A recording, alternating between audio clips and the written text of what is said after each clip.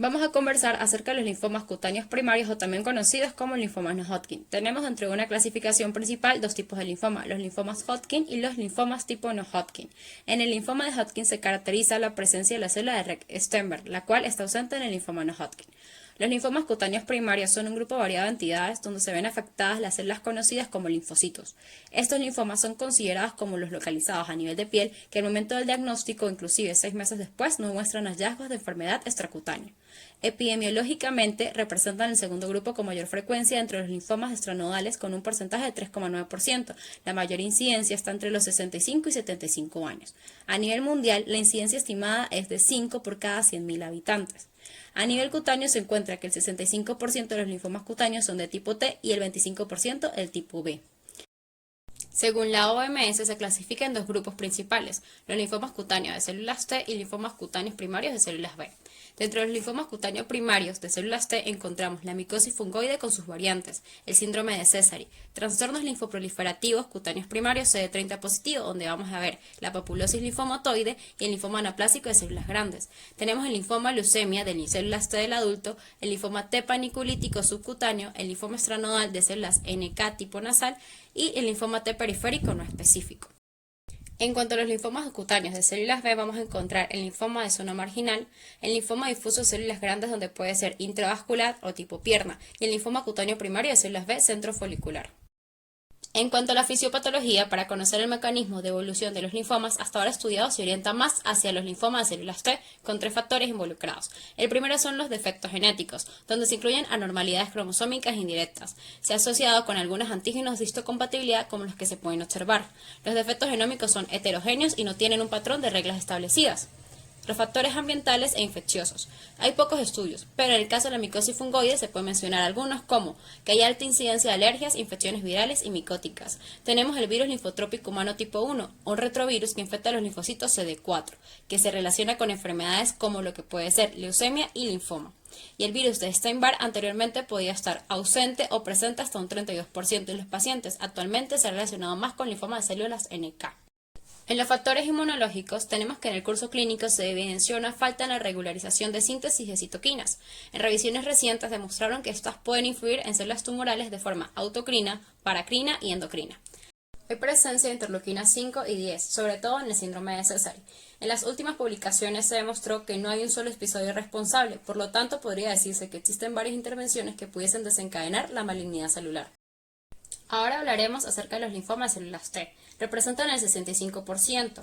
Las manifestaciones pueden ser muy variadas, considerados de bajo grado y de buen pronóstico. En algunos casos la historia de la enfermedad es larga, desde 5 hasta 20 años, sin lesión cutánea previa, considerado siempre de tipo primario.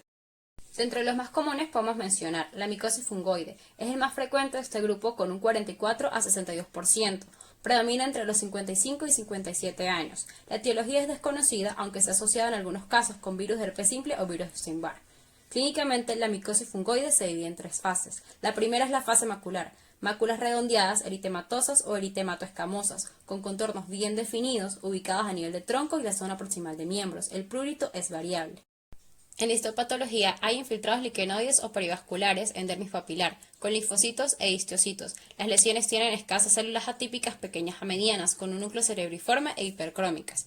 La segunda fase es en placas. Aparecen en piel sana o con lesiones previas. Son sobrelevadas, escamosas y bien delimitadas, color rojo oscuro o violáceo. Centro deprimido, rosado y escamoso. La localización es similar a la primera fase, añadiendo la presencia a nivel de cara, caracterizándose la fase leonina. Histopatológicamente hay epidermotropismo aumentado, presencia de microexcesos de Pautrier, con exhibición de un infiltrado denso de patrón en bandas en dermis superior.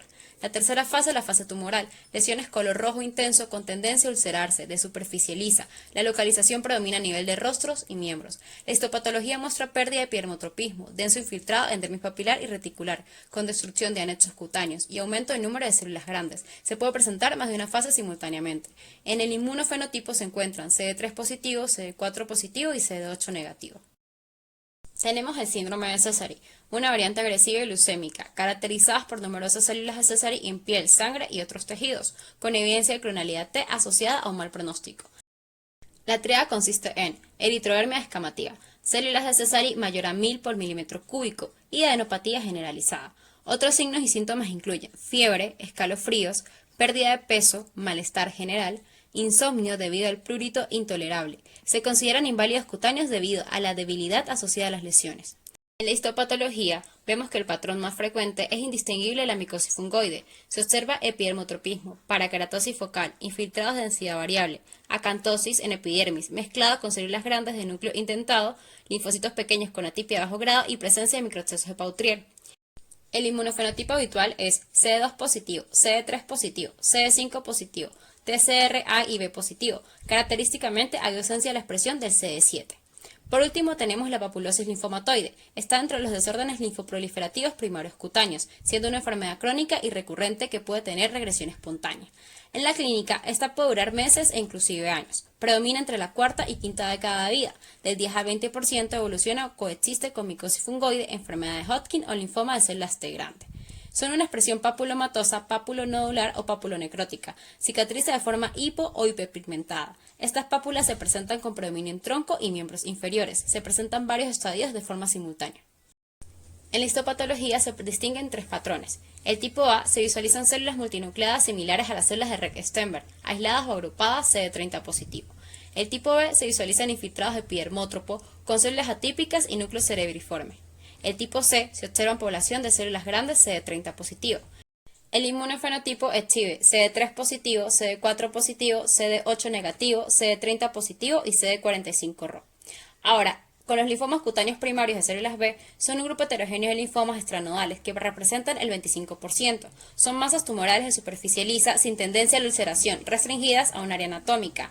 Pueden haber lesión extracutánea previa, es decir, pueden ser primarios o secundarios. Entre los más frecuentes mencionamos linfoma centrofolicular, es el más común del grupo con el 60%, considerado un linfoma indolente. Se presenta en promedio a los 51 años, con un ligero predominio masculino. Ocurre una translocación entre el cromosoma 14 y 18, donde hay sobreexpresión del gen BCL2 que genera inhibición del mecanismo de muerte celular programada o apoptosis. Clínicamente se presentan lesiones únicas en su mayoría, neoformaciones nodulares de tamaño variable infiltradas y eritematosas. Se localizan a nivel de tronco, cabeza y cuello. Histopatológicamente presenta folículo linfoide con centrocitos y centroblastos rodeados de linfocitos T reactivos. Los linfomas de células grandes representan el segundo tipo más frecuente. Característicamente presentan lesiones en placas o tumores, únicos o múltiples, y de color eritematoviolaceo. Son considerados de carácter agresivo, localizados en la parte inferior de las piernas. La histopatología presenta infiltrados difusos, células de escaso citoplasma con núcleos vesiculosos. El linfoma de zona marginal ocurre una translocación cromosómica entre el cromosoma 11 y 14, donde en este caso ocurre la sobreexpresión del BCL1, que a su vez estimula la ciclina D1, aumentando la división celular que se considera un linfoma agresivo. Se manifiesta como placas infiltradas, nódulos o tumores, de coloración rojo oscuro o violáceo, localizados en tronco y extremidades. En su histopatología se observa un infiltrado nodular o difuso a nivel de dermis profunda. Así podemos ver que dentro de estos dos grupos de linfoma hay variación en su conducta clínica, con un pronóstico diferente por lo que requieren diferentes medidas terapéuticas. En cuanto al diagnóstico generalizado, lo recomendable es realizar la evaluación en aquellos pacientes donde exista la sospecha que pudiera tratarse de linfoma cutáneo. Se debe realizar un examen clínico completo, incluyendo estudios imagenológicos a nivel tóraco-abdominal, como RX de tórax o tomografía computarizada. En los estudios histológicos se deben incluir estudios con hematocilina y eosina, PAS y YENSA. En los estudios inmunistoquímicos se realiza mediante el uso de anticuerpos monoclonales que reaccionan contra antígenos característicos de las diferentes subpoblaciones celulares de los linfocitos. Otro de los estudios a mencionar sería el análisis de ordenamiento genético mediante técnicas de Southern blot y reacción de cadena polimerasa de los genes receptor de células T y de inmunoglobulinas. Todas estas son técnicas útiles en el estudio de los linfomas cutáneos, dados que pueden aportar datos sobre la presencia de clones de linfocitos. Finalmente, el diagnóstico dependerá de la integración de los datos clínicos e histológicos, teniendo en cuenta la evolución de la enfermedad.